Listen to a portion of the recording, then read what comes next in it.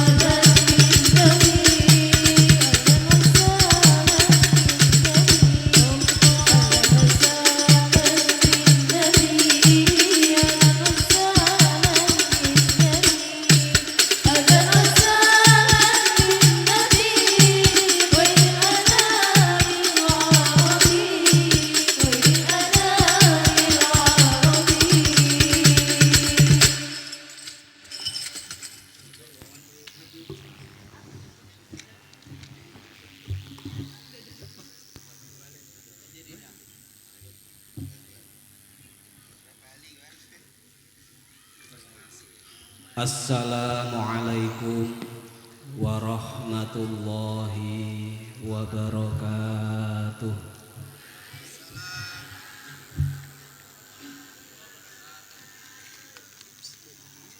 Bismillahirrahmanirrahim. Alhamdulillahi rabbil alamin. Wa bihi nasta'inu ala umurid dunya waddin. Wassalatu wassalamu ala ashrafil anbiya'i wal mursalin sayyidina wa habibina wa maulana Muhammadin sallallahu alaihi wasallam wa ala alihi wa ashabihi ajma'in. Qala rabbi shrah li sadri wa yassir li amri wahlul 'uqdatam min lisani yafqahu qawli, amma ba'du. Hadratal muhtaramin, para alim, para ulama, para kiai, para asatid, akhosipun panjenenganipun Romo Kiai Haji Abdul Khalim, Romo Kiai Haji Mudakir, dalah para sedaya asatid, para bapak haji yang tidak bisa kami sebutkan satu persatu, tidak mengurangi rasa hormat dan taklim saya yang kami muliakan. Kepada beliau Bapak Kepala Desa Bukit Makmur, serta perangkat desa, Bapak Kadus, Bapak Ketua RT yang berkesempatan hadir pada malam hari ini yang kami muliakan.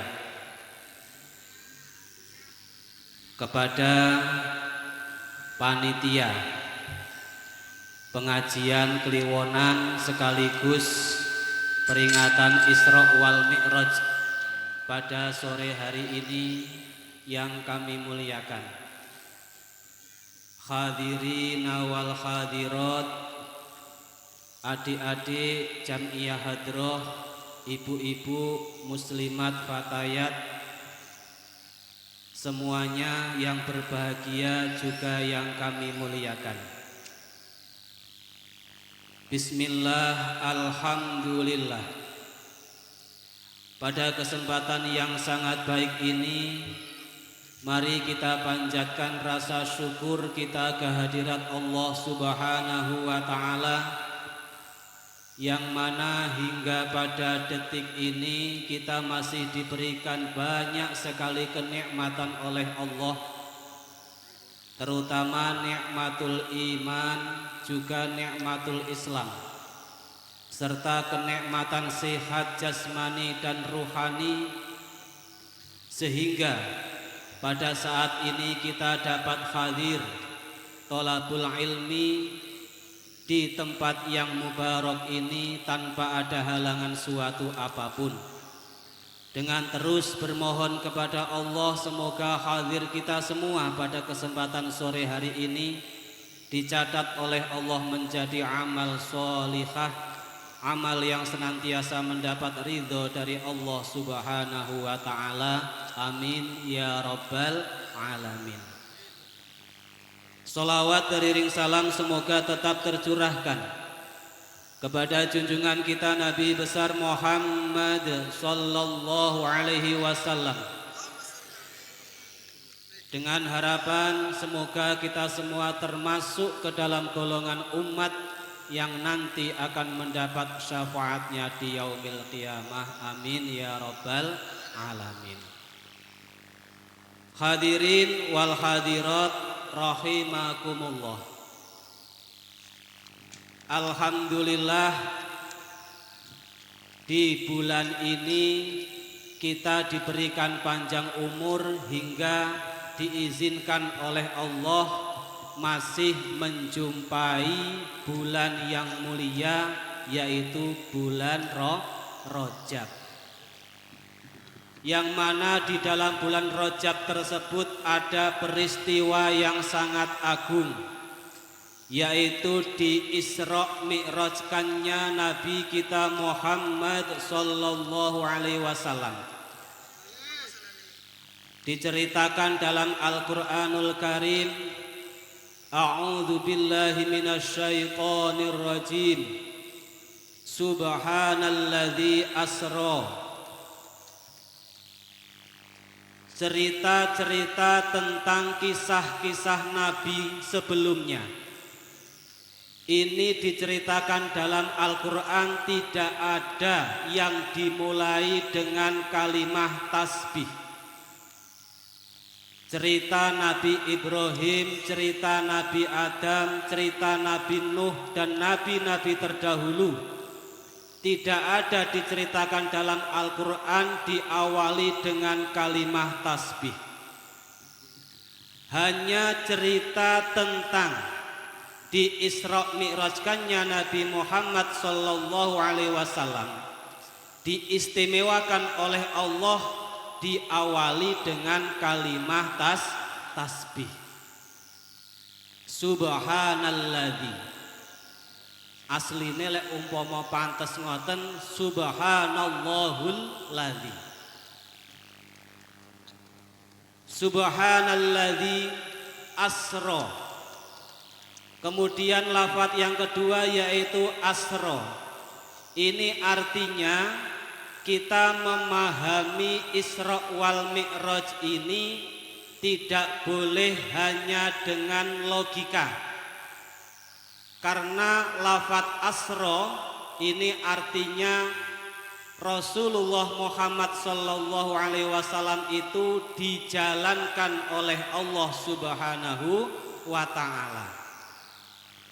Makanya setelah peristiwa Isra wal Mi'raj, pada zaman itu orang yang imannya kuat tambah kuat. Kemudian yang imannya setengah-setengah tambah hilang imannya. Karena mereka memahami peristiwa Isra wal Mi'raj ini dengan logika. Mereka berpikir mana mungkin tidak ada sepertiga malam kok Rasulullah melaksanakan perjalanan dari Masjidil Haram menuju Masjidil Aqsa, kemudian Mi'raj naik ke Sidratil Muntaha sampai ke Mustawa, bertemu langsung dengan Allah Subhanahu wa ta'ala. Kembali lagi ke Mekah tidak kurang memakan waktu sepertiga malam. Ini kalau dipikir secara logika mboten mungkin. Tetapi lafaz asra ini justru menegaskan bahwa Rasul itu dijalankan oleh Allah. Kalau Allah yang menjalankan, apapun yang tidak mungkin akan menjadi mungkin. Niki. Contoh ringan mawon ngeten. Contoh ringan, ketika pada suatu hari saya hendak pergi ke Jambi. Kemudian setelah mandi jam 9 pagi, setelah mandi saya ambil baju. Ketika saya pakai baju tersebut, ternyata di kantong baju saya itu ada seekor semut. Kemudian saya melaksanakan perjalanan ke Jambi, lamanya 1,5 jam sampai 2 jam. Jam setengah 11 atau jam 11 sampai di Jambi, keperluan selesai jam 12, pulang lagi ke unit 1 sampai unit 1 jam 2 siang. Niki berarti pinten jam, Bu? 10, 11, 12, 1, 2, 5 jam. Setelah 5 jam saya sampai di rumah kembali, baju saya lepas. Setelah saya lepas, semut dalam kantong baju saya ini keluar. Setelah keluar bertemu dengan semut yang lainnya yang tidak ikut masuk dalam kantong. Kemudian semut yang keluar dari kantong ini bercerita, saya barusan dari Jambi. Kemudian semut yang di rumah ini nggak percaya. Ah mosok, kapan mangkate? Mau jam 09, iki jam 2 tekan kene meneh, ora mungkin. Ini logika yang ada di pikirannya semut yang tidak ikut masuk dalam kantong. Karena berpikir semut jalannya kados ngoten, gremet. Mana mungkin dalam waktu 5 jam bisa menempuh perjalanan Bahar Jambi Bahar. Ini secara logika tidak mungkin. Tapi berhubung semut yang ada dalam saku itu hanya ikut yang melaksanakan perjalanan adalah saya, makanya menjadi mungkin. Makanya ketika Rasulullah Muhammad SAW melaksanakan Isra wal Mi'raj, kalau dimaknai, difikir secara logika tidak mungkin. Perjalanan dari Mekah menuju Masjidil Aqsa ini kalau ditempuh dengan jalan kaki, kisahnya Ibrahim bin Adham, itu 1 kali perjalanan 4 bulan lamanya. Kalau PP berarti 8 bulan. Kalau naik kendaraan onta atau kuda mungkin bisa 15 hari atau 10 hari. Lah ini kok ditempuh kurang dari sepertiga malam. Oleh karena itu, agar kita betul-betul percaya dengan adanya Isra wal Mi'raj, kita harus bisa memaknai lafadz asra. Yang menjalankan adalah Allah Subhanahu wa ta'ala. Subhanalladzi asra bi'abdihi. Kemudian lafadz setelahnya adalah bi'abdihi. Kenapa kok di situ dalam Al-Qur'an Allah tidak menyebutkan bi Muhammadin? Kenapa harus memakai lafadz bi'abdihi? Ini sangat istimewa sekali karena dengan menggunakan lafadz bi'abdihi Allah akan menunjukkan kepada Nabi Muhammad dan umat setelah Nabi Muhammad bahwa Nabi Muhammad ini adalah benar-benar hambane Gusti Allah, kawulane Gusti Allah. Kalau sudah yang mengatakan bi'abdihi itu adalah Allah, berarti posisi hamba ini sudah benar-benar diakui oleh Allah Subhanahu wa ta'ala. Kadang-kadang awak dhewe niki kan sagete namung ngaku gitu. Ngaku kula kawulane Gusti Allah, saya hamba Allah. Ini pengakuan kita. Kira-kira kita ini diakui oleh Allah apa enggak? Kan ngoten. Makanya di situ dalam Al-Qur'an ditegaskan dengan lafadz bi'abdihi untuk menunjukkan bahwa Muhammad ini benar-benar hambaku. Aku perjalankan dari Mekah menuju Masjidil Aqsa, kemudian Mi'raj. Ini.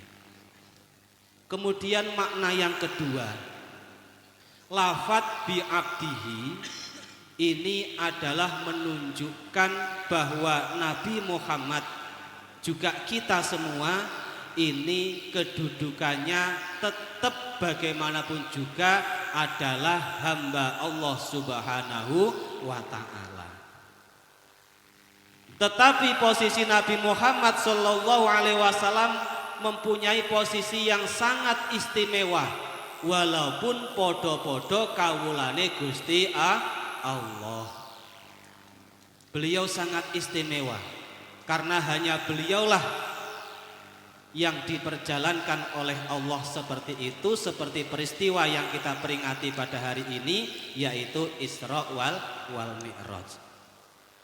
Inilah 3 hal dalam Al-Quran, dalil tentang Isra wal Mi'raj itu yang bisa kita maknai, bisa memperkuat keyakinan kita bahwa peristiwa Isra wal Mi'raj itu bukan hanya mimpi, tapi benar-benar kenyataan. Dengan adanya lafadz bi abdihi sing jenenge kawula niki berarti menungso. Kalau jasad itu tidak ada nyawanya, berarti jenenge napa, Bu? Mayit. Kalau kok ada nyawa, ada ruh gentayangan, tidak ada jasadnya, jenenge napa? Wis pokoknya kuntilanak atau nopo lah gitu. Roh gentayangan, tidak ada jasadnya. Tapi kalau lafadz bi abdihi, hamba, ini berarti ada jasad, ada ruh. Itu artinya yang melaksanakan Isra wal Mi'raj adalah jasad dan ruhnya Nabi Muhammad sallallahu alaihi wasallam. Makanya ada yang berkesimpulan, Rasul itu cuman mimpi, cuman ilusi, tidak dengan jasadnya. Tapi ditegaskan oleh Allah menggunakan lafadz bi abdihi, itu artinya ruh dan jasad Nabi yang berangkat sampai ke Sidratil Muntaha, sampai ke Mustawa, bertemu dengan Allah Subhanahu wa ta'ala. Lek jenengan sedaya yakin nggih? Yakin nggih?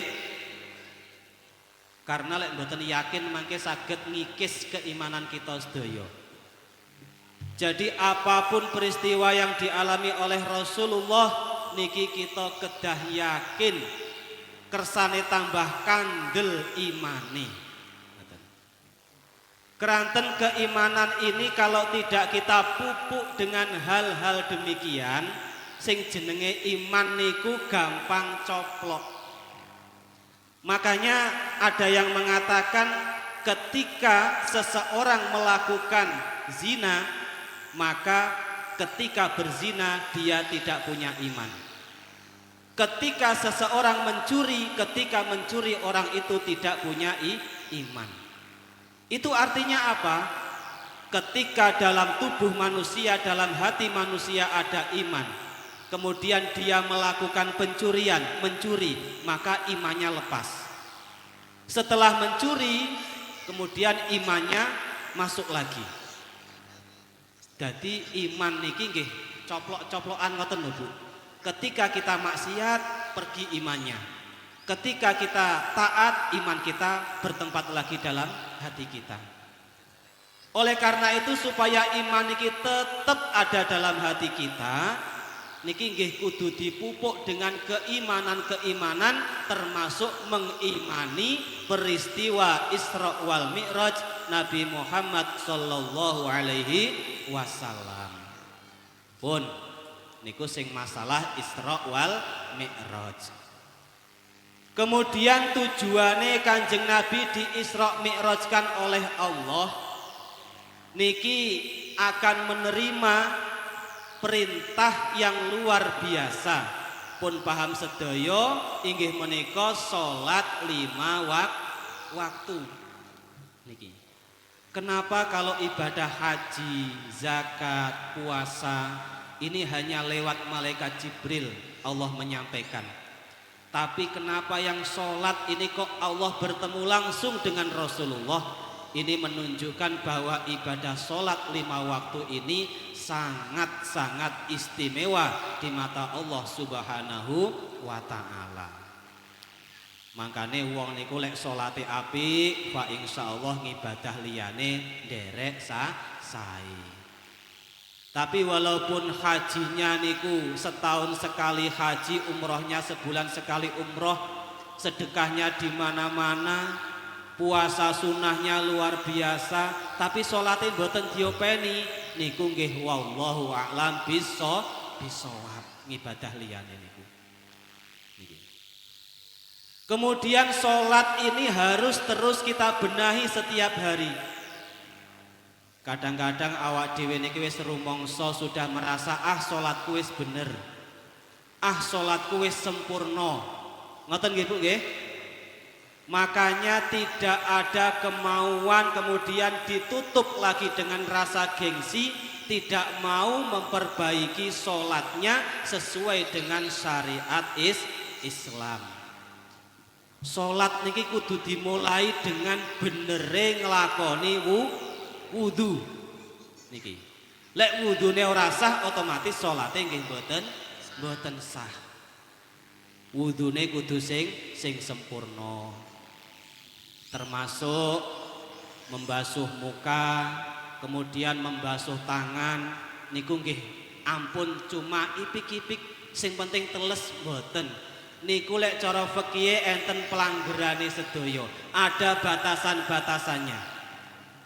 Wajah ini dari mulai tumbuhnya rambut di atas jidat ini, kemudian sampai ujung janggut, bukan jenggot tapi janggut, ini panjangnya.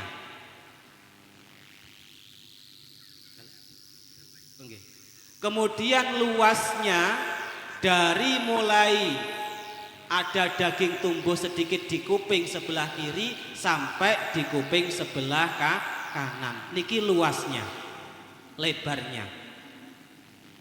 Jadi artinya rambut yang tumbuh di area wajah ini ketika membasuh wajah harus terkena air. Kadang-kadang ibu-ibu niki gadah jambang napa-napa niki godhek lek cara Jawa nggih. Godheknya panjang ke bawah dan ini termasuk area wajah. Mulai sini yang tumbuh di sini ini area wajah. Kadang-kadang tumbuhnya di sini pangkalnya panjang ditarik ketika akan wudhu disempitke teng kuping. Akhirnya rambut yang tumbuh di area wajah tidak terbasuh ketika membasuh wajah. Niki kirang sempurna. Mangkane lek sing rambutnya panjang pun diklewerke mawon ben teles kenek basuhan wajah niku.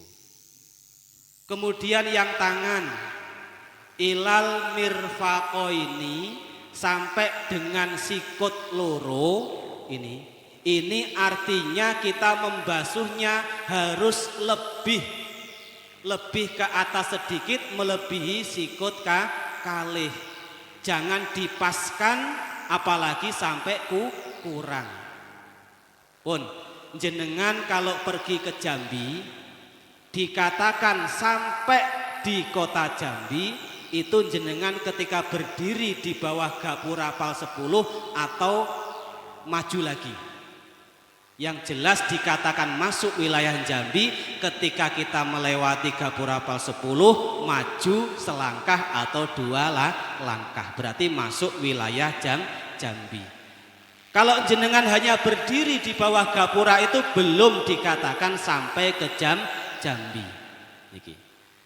Kemudian membasuh tangan itu ilal mirfaqoini.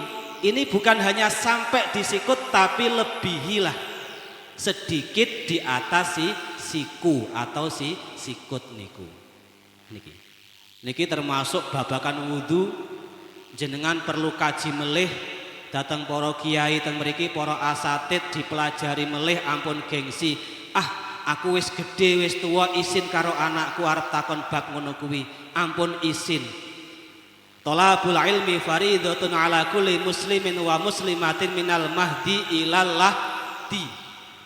Golek ilmu niku hukume wajib bagi muslim laki-laki dan perempuan dari mulai gendongan sang ibu sampai masuk ke liang lahat. Hukumnya wajib, terutama tinggi meluruskan, membenarkan, benahi ibadah yang wajib, yaitu sholat. Lah wudu menjadi wajib karena dengan sarana wudu kita sah dan tidaknya melakukan sholat. Hadirin wal hadirat yang kami muliakan, kemudian masuk ke dalam sholatnya. Niki biasanya jenengan lek sholat kilat khusus, kilat nopo ekonomi bu. Sholat niku lek cara sholat duhur, lek cara kilat khusus paling 1 menit selesai, nggih. 2 menit lah. Lek sing biasa niku bisa 4-5 menit. Kadang-kadang kita ini diminta oleh Allah 5 waktu. Kita buat yang sedang saja, 1 kali sholat itu 5 menit. 5 menit dikali 5 berarti 25 menit. Kita diberi waktu oleh Allah sehari semalam 24 jam. Itu artinya Allah hanya minta kita waktu 25 menit, gak ada 1 jam. Berarti masih tersisa 23 jam 35 menit. Pun tinggi napa mawon, tinggi nyambut gawe, tinggi dagang, tinggi ngerumpi, tinggi ngegosip, tinggi ndelok TV, itu jenengan punya waktu 23 jam 32 menit. Dan Allah hanya minta 25 menit tinggi ngelakoni sholat sing sholate saged tertib. Niki kadang-kadang ngoten tasik ditunda-tunda nggih Bu nggih. Lek mboten ditunda, kadang-kadang jasate sholat tapi ati lan pikirane mboten sholat. Niki sholat duhur utawa sholat ngasar jam 4:30 sholat asar sudah mulai Allahu Akbar. Kok kemudian ada yang ngetuk pintu, iki tak jawab ora yo. Engko mbok menawa tangga ater-ater. Ora dijawab eman-eman, ora sida tak tampa, dijawab ki salatku batal. Lah, ngoten niku mawon setelah takbiratul ihram wis pikirane kadang reno-reno ngoten niku. Nggih napa mboten? Kadang-kadang kita sudah mulai Allahu Akbar krompiang teng dapur enek swara, jelas pikiran kita lari ke sana. Aku mau goreng lele disikat kucing iki. Nah, pikirannya reno-reno. Kemudian belum lagi kalau sudah mulai takbiratul ihram dapat 2 rakaat mulai turun gerimis, mikir pakai pakaian. Kadang-kadang tidak nanggung jemuran, tidak nanggung masakan, tidak ada tamu, sudah mulai belajar khusyuk.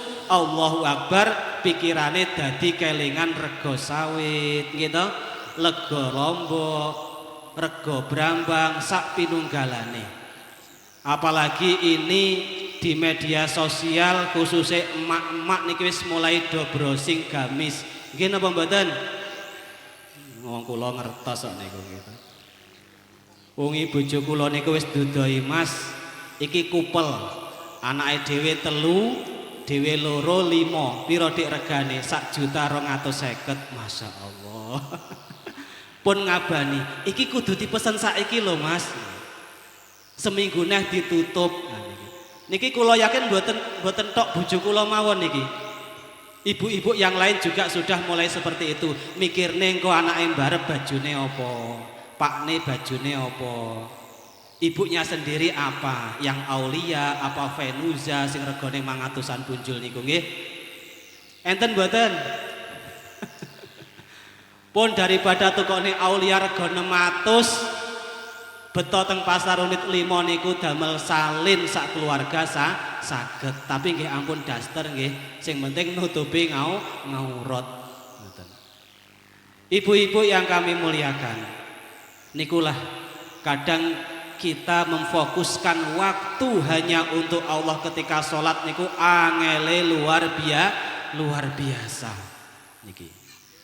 Makanya Imam Al-Ghazali dalam kitab Ihya Ulumuddin ini memberikan ilmunya kepada kita. Kulo yakin sing hadir teng mriki, yang hadir di sini, salat mulai takbiratul ihram Allahu Akbar sampai salam, tidak ada yang dari takbir sampai salam bisa khusyuk 100%. Saya yakin tidak ada. Nggih napa mboten? Termasuk Pak Ustadz Rokani paling ya ora iso, nggih. Niki. Mulai takbir wis mikir rono, takbir mikir ini kan ngoten. Saya yakin itu. Karena apa? Sahabat Umar sing sahabate Kanjeng Nabi ini belajar khusyuk saja sampai ke salam belum pernah berhasil. Wis di khusuk nih, dapat 2 rakaat ilang khusyuke, dapat 3 rakaat ilang khusyuke. Itu sekelas sahabat Umar. Napa malih kula jenengan paling mulai doa iftitah, mulai Fatihah wis ambiar pikirane. Nggih napa mboten? Lah niki kita ngaji sareng-sareng sekedhik, Imam Ghazali memberikan ilmunya kepada kita agar dalam melaksanakan sholat kita bisa berusaha lebih khusyuk lagi. Yang pertama syaratnya yaitu hudurul qalbi. Ketika kita sholat, agar kita bisa mencapai yang namanya khusyuk, sing pertama ngendikane Imam Ghazali harus hudurul qalbi. Artinya apa? Menghadirkan hati. Kenapa hati dihadirkan? Kadang kalau tidak dihadirkan atine pelayon. Nggih napa mboten? Jadi ketika kita sudah wudu, sudah niat, sudah takbiratul ihram pun sing dipikir namung salat. Membayangkan seakan-akan ini kita menghadap Allah Subhanahu wa taala. Wong jenengan dipanggil bupati, dipanggil gubernur, jagongan berhadapan dengan gubernur. Niku mawon khusyuke masyaallah. Pak Kades niki, seandainya Pak Kades dapat surat, Pak Kades dipanggil Bumasnah ke kabupaten, masuk ruangan menghadap Bumasnah, jelas fokusnya berhadapan dengan Bumasnah. Enggak mungkin Pak Kades Bumasnah sedang memandangnya, ngajak ngobrol, Pak Kadesnya malah nyawang rono, nyawang rene, metu mlebu, mboten mungkin. Niku mawon awak dhewe sekelas adep-adepan kalih menungso. Dan ketika kita sudah niat sholat usolli niki Allah itu berhadapan dengan kita. Kita ngadep teng Gusti Allah.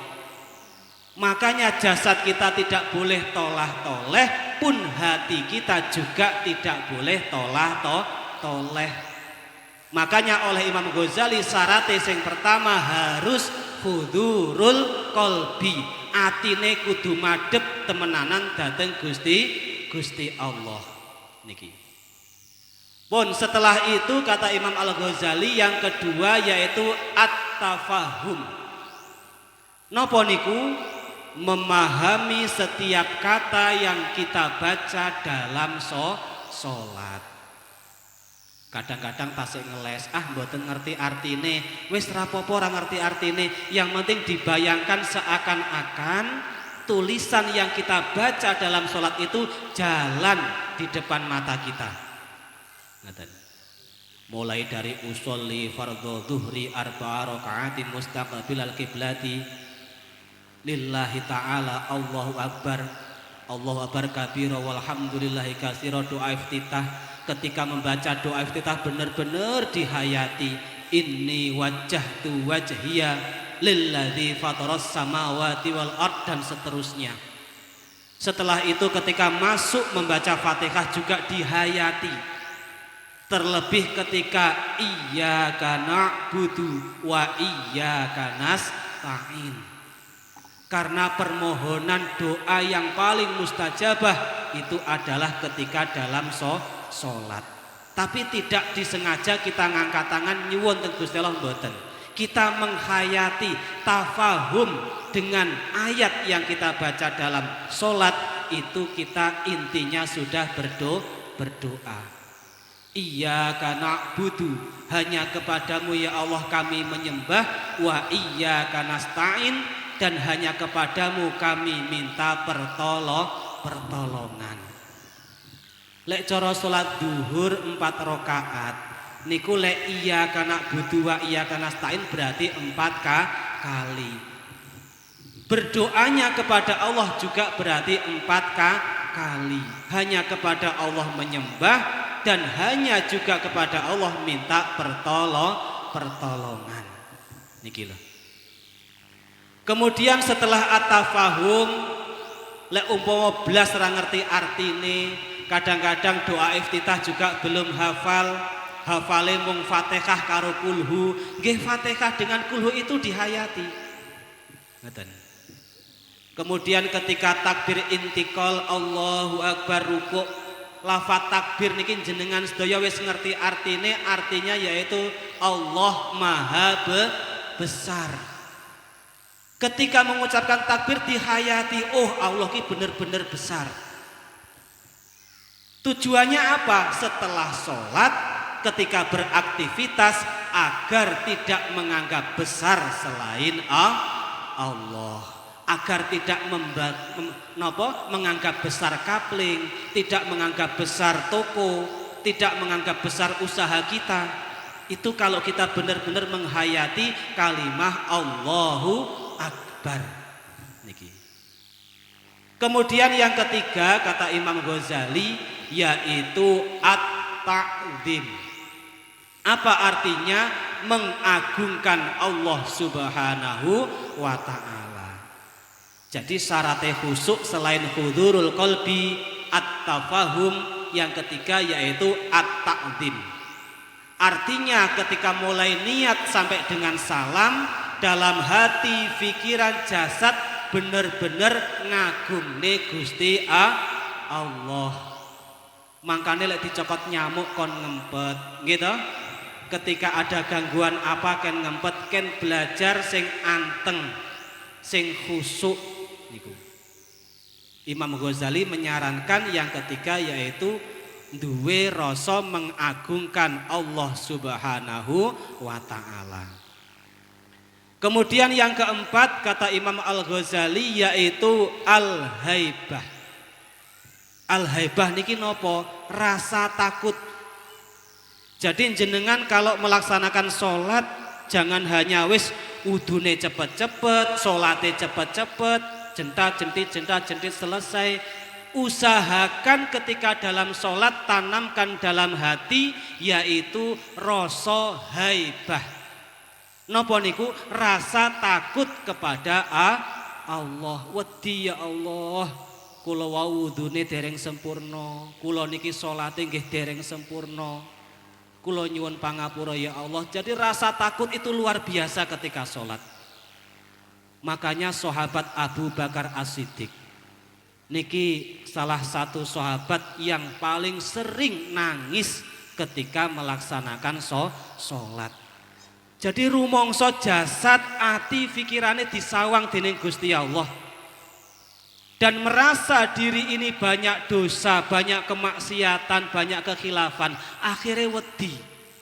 Setelah takut akhirnya terus mencucurkan air mata. Niku sing dialami sahabat Abu Bakar As-Siddiq. Jenengan pun saged ngoten Bu?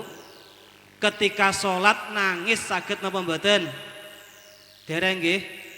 Paling-paling lek montore ilang utawa sawite colong wong saged nangis nggih. Tapi sholat, ketika sholat rumangsa disawang Gusti Allah kelingan dosa-dosane, kelingan tau nyelatu bapake, ketika napa kelingan tau model godhong telone tanggane, kelingan kabeh ketika sholat itu. Ngoten. Akhirnya terus takut kepada Allah, sedihnya mboten karuan. Niku salah satu cara agar kita benar-benar bisa khusyuk melaksanakan sholat. Tanamkan rasa takut dalam hati, yaitu haibah. Kemudian yang selanjutnya kata Imam Al-Ghazali yaitu al-haya. Napa niku duweni sifat isin. Di samping dalam hati ditanamkan rasa takut, juga tanamkan dalam hati yaitu sifat malu. Malu dateng Gusti Allah. Ya Allah, kula niki umure wis 45, wis 50. Salat kula kok tasik ngeten-ngeten mawon, kula isin ya Allah. Lek ngono engko salat asar tak dandani lah ben saya apik. Bareng ketika salat asar mikir ngoten malih, maghrib tak dandani saya apik, ngisak tak dandani saya apik. Tujuannya seperti itu. Dengan melaksanakan hal ini, fa insyaallah hati ini akan terbimbing, sholat kita sedikit demi sedikit akan menuju yang namanya khusyuk. Karena sholat khusyuk nikilah sing dikersake dening Gusti Allah. Saged dipaham nggih Ibu Bapak nggih? Pun. Nikulah intine Isra wal Mi'raj, awak dhewe niki dandan sholat.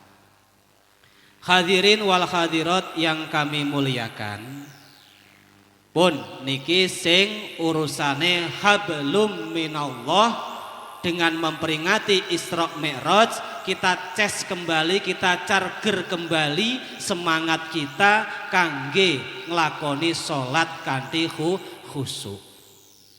Kemudian selain kita memperbaiki hubungan kita dengan Allah dengan melaksanakan salat yang baik, kita juga agar amal-amal ibadah kita kesemuanya bisa menjadi amal yang sukses, artinya bisa kita unduh nanti di akhirat, kita juga harus memperbaiki hubungan kita dengan sesama manusia. Dadi wong Islam niku mboten namung memperbaiki hubungane kalih Gusti Allah, tapi diwajibkan juga memperbaiki hubungan dengan sesama manusia. Niki. Yang terakhir untuk hal ini, monggo sareng-sareng kita ingat dawuhipun Kanjeng Nabi. Pada suatu waktu Rasul nimbali memanggil sahabat Mu'ad. Ya Mu'ad, ala ukhbiruka bi a'mali ahlil jannah. Wahai Mu'ad, mau enggak kamu aku beritahu tentang suatu amalan yang dengan amalan tersebut kamu bisa masuk kategori calon penghuni surga. Sahabat Mu'ad mendapat tawaran seperti ini, bala ya Rasulullah, nggih kula purun Rasul. Kemudian Rasul melanjutkan, sil man kotoaka. Wahai Mu'ad, kalau kamu ingin masuk dalam kategori ciri-ciri calon penghuni surga, yang pertama sil man kotoaka. Napa niku Bu? Sambunglah tali silaturahim dengan orang yang sengaja memutuskan tali silaturahim denganmu. Angel napa angel? Angel nggih. Niki lho, selain hablum minallah kita sae salate apik khusyuk, kita juga harus menjaga hubungan kita dengan sesama manusia. Diam-diaman mendiamkan sesama muslim niku batasnya pinten? 3 hari. Selepas 3 hari jenengan petuk teng dalan wingi bar celatu-celatunan kudu aru-aruan. Saged mboten? Kok angel nggih? Silman koto aka. Lek saged nglakoni niki fa insyaallah jenengan masuk ke dalam daftar kategori calon penghuni surga. Menyambung tali silaturahim dengan orang yang sengaja memutuskan tali silaturahim dengan kita. Niku abote mboten karuan. Kadang-kadang kita itu menyapa teman, papasan di jalan sama-sama naik motor di bel, kok mboten noleh, niku mawon wis suudzon. Nggih napa mboten?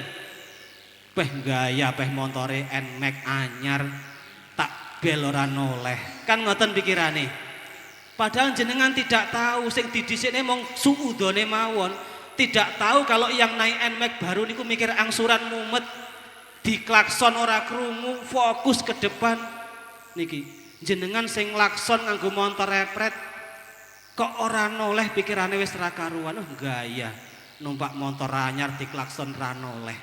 Padahal sing numpak motor anyar niki mumet mulai mikirne angsuran. Niki lho. Karena saking gedene suudon nikilah kita niki dadi hubungan dengan sesama manusia ini kurang baik. Wis pokoke enten napa-napa sing penting husnudzon mawon nggih Bu nggih.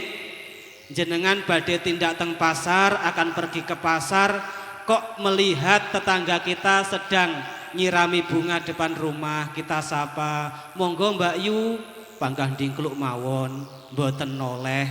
Niku wis suudzone dibuang. Jenengan husnudzon mawon. Oh, paling ra krungu. Ngoten nggih? Oh, paling lagi sayang dengan bunga janda bolongnya, nggih. Ngoten nggih, sementing husnudzon mawon. Ngoten. Pun niku lek saged nglakoni dawuh Kanjeng Nabi. Menyambung tali silaturahim dengan orang yang sengaja memutuskan tali silaturahim kepada kita. Kadang ada yang bertanya, "Pak, pun kula sapa, pun kula slondoi, pun kula dolani, tapi tasik cuek mawon pripun?" Pun sing penting jenengan wis enten niat menyapa lebih dulu. Sudah ada niat silaturahim lebih dahulu. Sudah ada niat memaafkan lebih dahulu. Niki. Kemudian yang kedua kata Nabi, "A'ti man haromaka." Memberikan sesuatu kepada orang yang tidak pernah memberikan sesuatu kepada kita. Niki nggih angel. Biasanya jenengan lek ajeng yasinan bapak-bapak gadah damel niku sing diteri tangga-tangga kiwa tengen sing nate ngeteri nggih to? Niki. Sing blas ora tau ater-ater mboten jenengan teri nggih Bu nggih. Nikulah sifate menungso. Dawuh Kanjeng Nabi, sapa sing gelem memberi sesuatu kepada orang yang tidak pernah memberikan sesuatu kepada kita, niku calon penghuni surga. Niki lho. Niku nggih angele mboten karuan. Wong kadang kita ada undangan pernikahan walimah. Ngene sapa jenenge? Oh, Pak si A kae. Ah, delok akhirnya buka buku besar. Oh, dhisik kae nyumbang pira ning aku. Ya. Oh, ketemu 50.000. Oh, 50.000 berhubung wis enek 10 tahun tak tambahilah 10.000. Kan ngoten nggih Bu nggih. Jenengan ajeng nyumbang kan lihat buku besar nggih. Catetan dhisik kae nyumbang pira. Oh, tahun ndelei endok 5 piring, gula 10 kilo. Niki lek wis jarake 10 tahun apa ya pantes dibalekke endok 5 piring, gulane 10 kilo. Kan nggih mboten pantes nggih Bu nggih. Niki berarti mung Pak Pok mawon. Lek cara dekek bank kan ya wis ra karuan bungane kan ngoten. Masya Allah. Niki no. Jadi sifat seperti ini yang dianjurkan oleh Rasulullah ini niki awak dhewe umat Kanjeng Nabi kudu belajar sareng-sareng nggih Bu nggih. Jadi kalau kita punya hajat, selamatan, nopo-nopo wis tonggo-tonggo sing blas ora tau ater-ater diteri kabeh. Niate napa? Ngleksakne dawuhe Kanjeng Nabi. Tujuane ben kecatet dadi calon penghuni surga. Allahumma amin. Alah mung ngeteri kolak semangkok arep-arep surga. Masya Allah. Tapi bukan hanya sekali niki Bu, saged rutin nggih continue ngoten.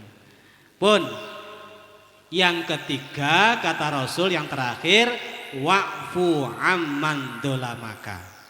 Nyepuro wong sing tahu berbuat dolim kalih awak dhewe. Memberikan maaf kepada orang yang sudah mendolimi kita. Angel nopo angel Bu? Jenengan ngopeni godhong telo wis ijo-ijo, rencanane sok emben ajeng damel kulupan sambel ketrasi, kok isuk mau dipodhel tanggane ra tembung. Gelo napa gelo?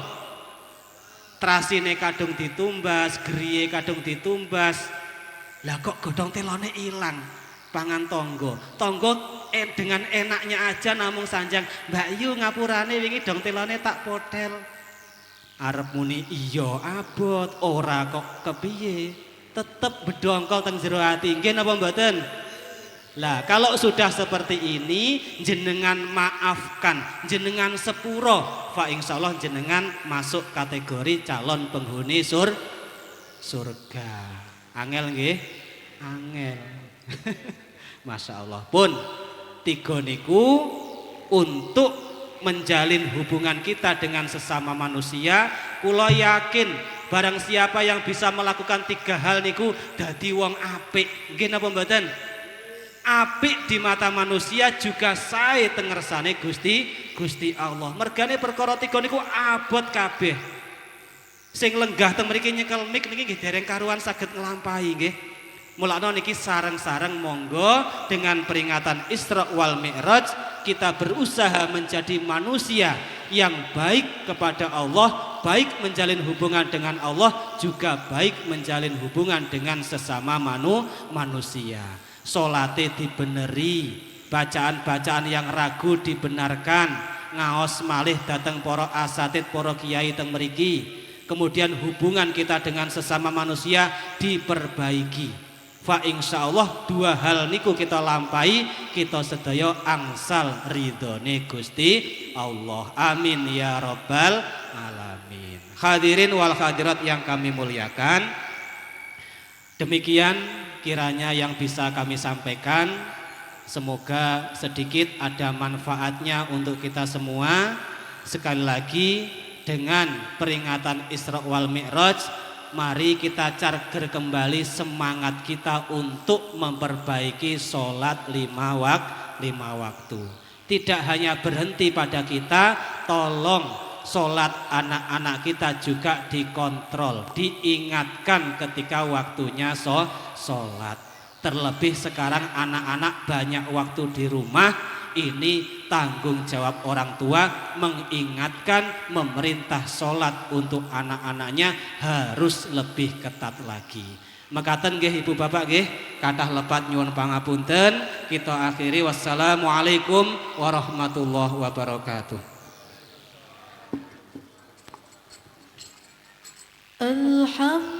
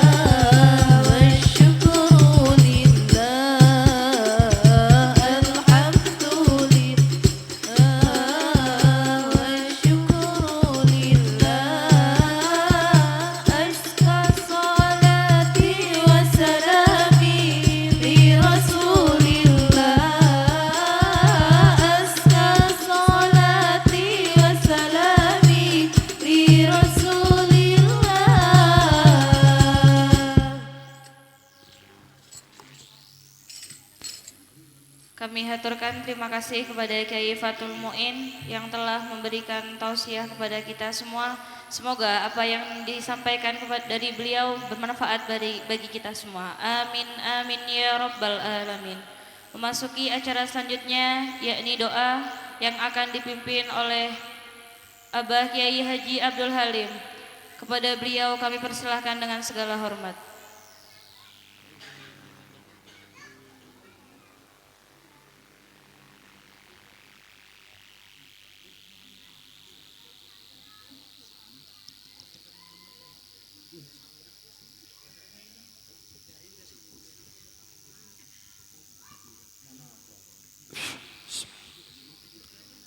Assalamualaikum warahmatullahi wabarakatuh.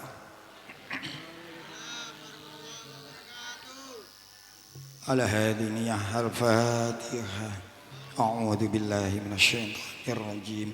Bismillahirrahmanirrahim. Alhamdulillahi alamin arrahmanirrahim maliki yaumiddin. Iyyaka na'budu wa iyyaka nasta'in. Ihdinas shiratal mustaqim. Shiratal ladzina an'amta 'alaihim ghairil maghdubi 'alaihim waladdallin. Rabbi ighfirli wa liwalidayya amin. Astaghfirullah Rabbal baraya. Astaghfirullah minal khataya. Rabbi zidni ilman nafi'an wa wafiqni amalan salihan. Amin. Bismillahirrahmanirrahim. Allahumma salli ala sayyidina Muhammad sayyidil awwalin wal akhirin wa radhiyallahu tabaraka wa ta'ala an kulli sahabati Rasulillah ajma'in. Alhamdulillahi rabbil alamin. Allahumma rabbana ighfir lana dhunubana wa liwalidayna warhamhuma kama rabbayana shighara. Allahumma salli ala sayyidina Muhammadin salatan turqi biha ru'ba wal hibata fi qulubil kafirin wal musyrikin wal munafiqin wal hasidin wal zalimin wal mufsidin wa ala alihi washabbihi wasallim.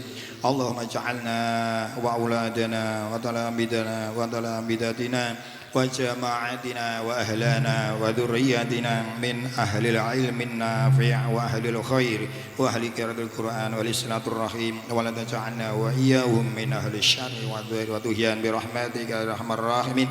Allahumma a'izzal islam wal muslimin wa ahlikil kafarata wal musyrikin wa zalzil aqdamahum waj'al ruba fi qulubihim. Allahumma ansurna 'alal qawmil kafirin. Allahumma ansurna 'alal munafiqin.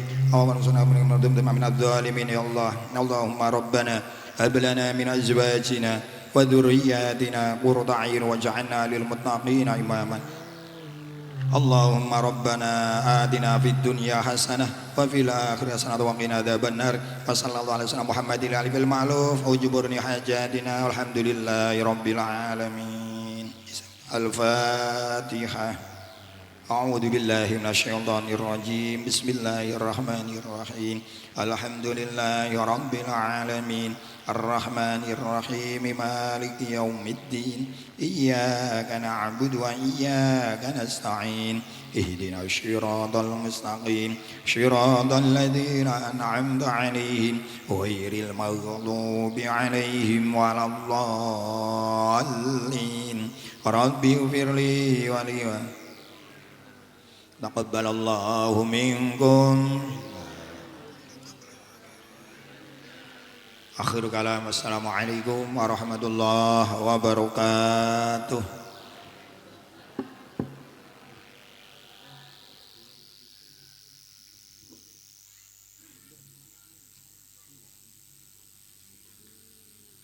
Acara selanjutnya yakni acara terakhir penutup.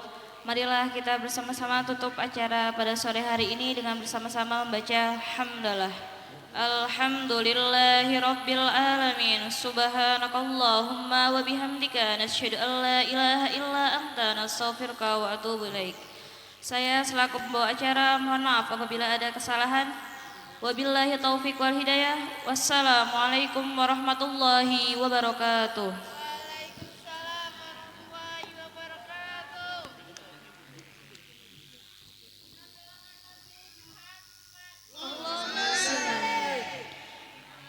كنت رحيما هاديا ومعلما يبكي عليك يوما كان باكيا. كنت رحيما هاديا